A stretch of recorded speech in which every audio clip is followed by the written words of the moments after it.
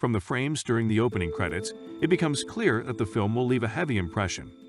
A building that looks like a prison, weapons of torture and medical instruments, blood and people who are tortured without anesthesia. This film is not for the faint of heart.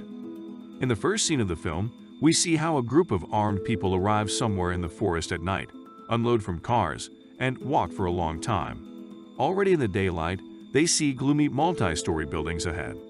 In this light, we can see this group better. We have already seen one of the people in the opening scenes. He was tortured in prison. With the help of his memoirs, we are told the background of everything that is happening. He was pulled out of prison on the condition that he and his partners do a certain job.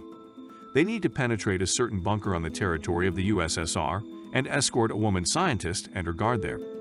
Their task is to pick up a doctor and the results of her work from the bunker.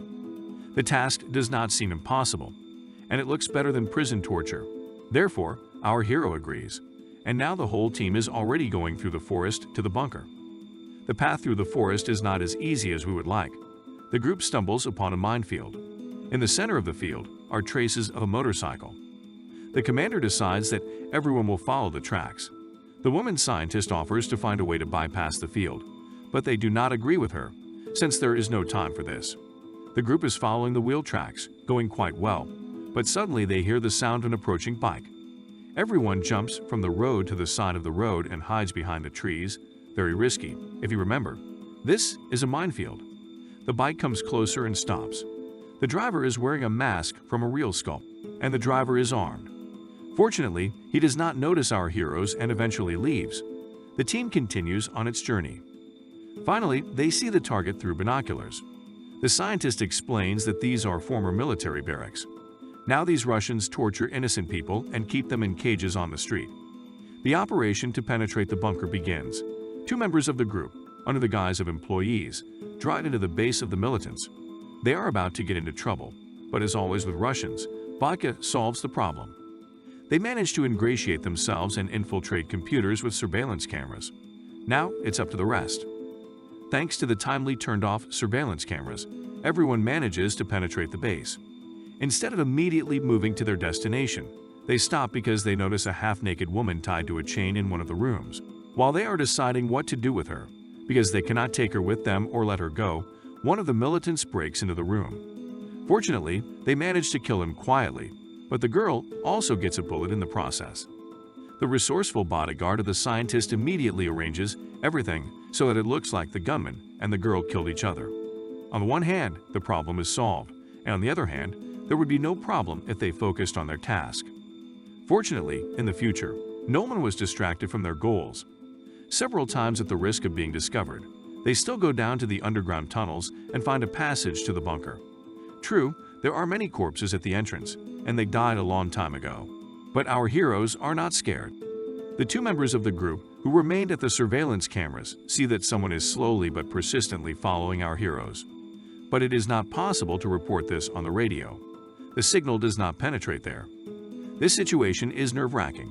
It seems that nothing is happening yet, but you are already anxious.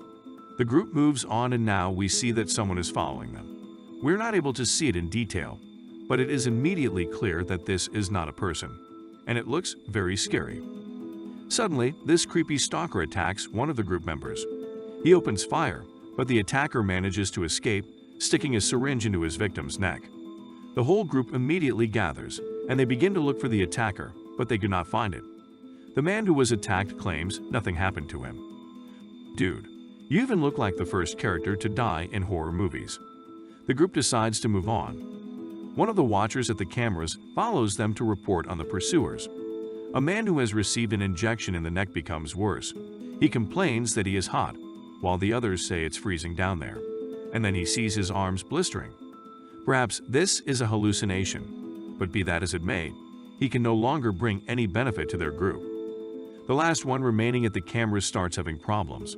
He is suspected of espionage, and they are trying to find gaps in his story. He is surrounded by armed militants. The group in the tunnels is also in trouble. Someone turned on the gas and now they're having trouble breathing. The group commander is attacked by a strange creature pursuer. However, he manages to defend himself and prevent himself from injecting a substance from a syringe. They are saved by a partner who arrived from the cameras. He kills a strange creature, and then another one. The group moves on, although I, frankly, would have already turned back. The prison now seems like something not so bad, compared to the creepy creatures in the dark bunker. The group makes it to the lab.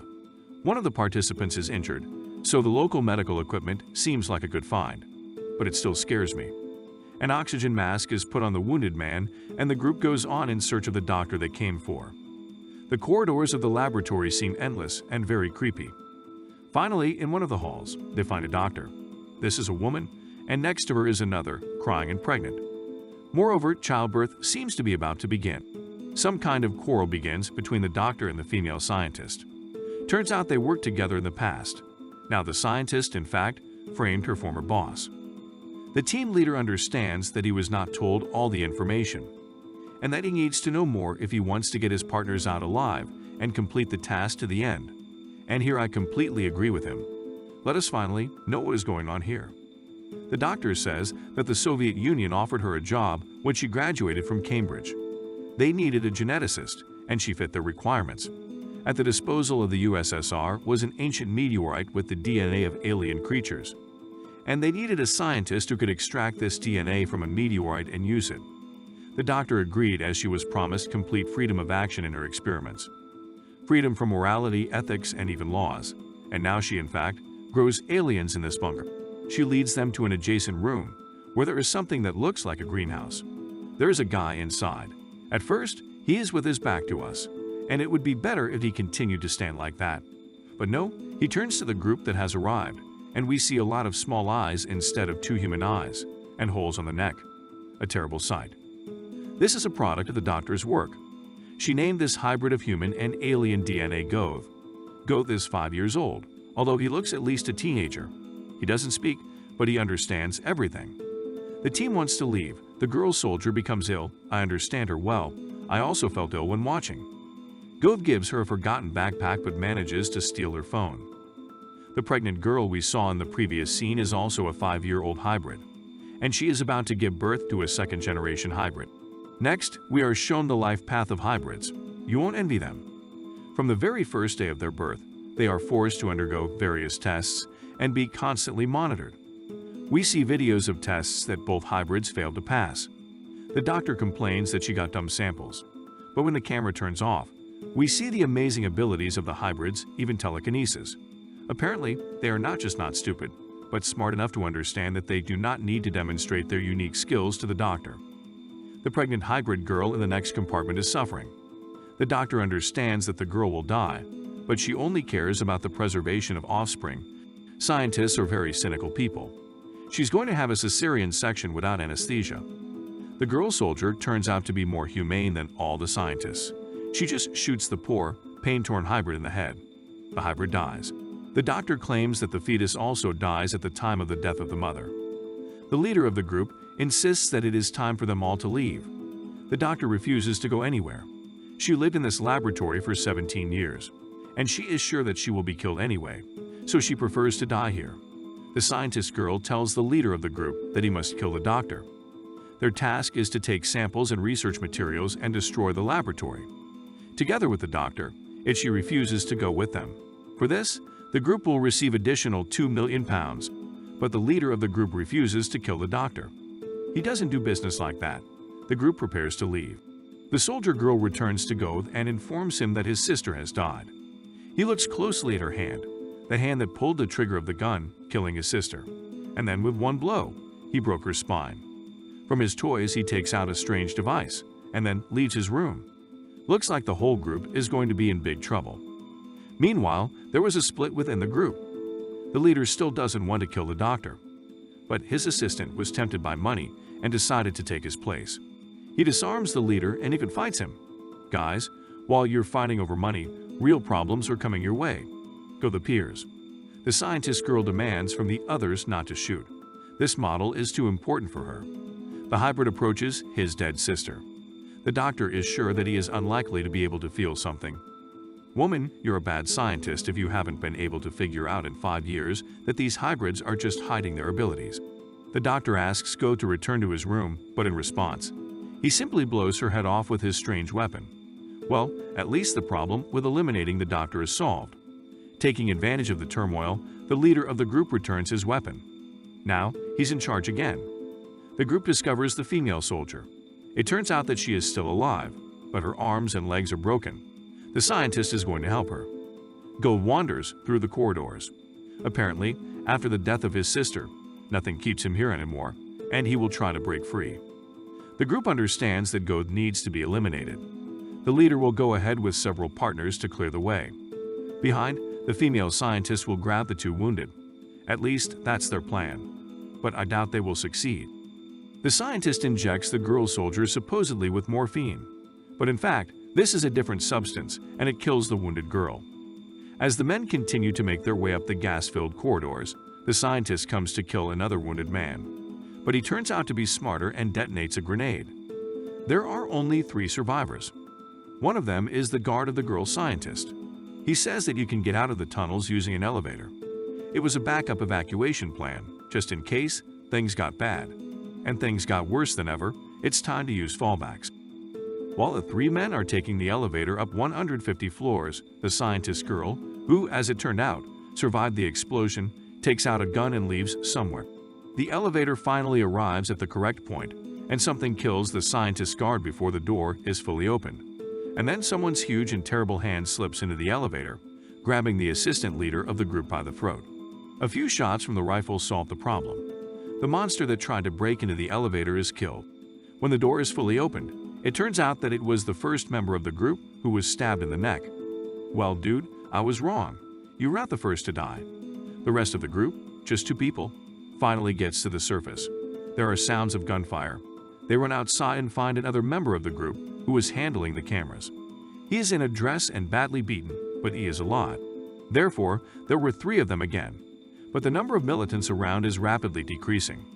They shoot from machine guns and grenade launchers. Their target is not visible.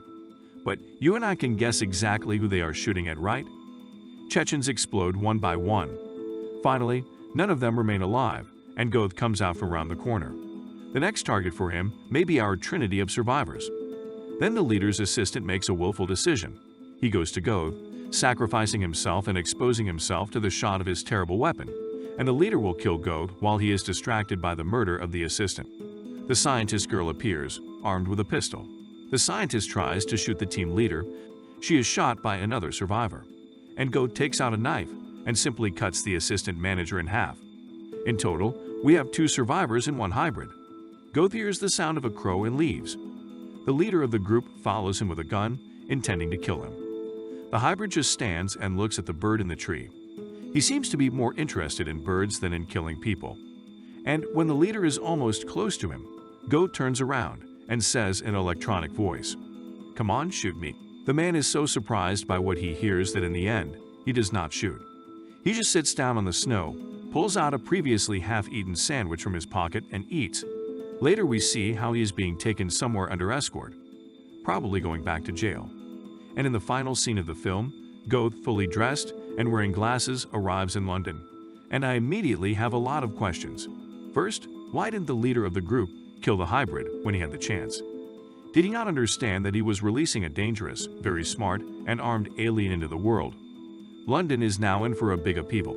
Secondly, what do all these scientists think when they climb into such subtle matters? One could argue that this is just a movie. But we do not know what scientists are doing at the moment in secret laboratories around the world. What's your thoughts on this? Thanks for watching another Essential Movie Recap. Please like and subscribe.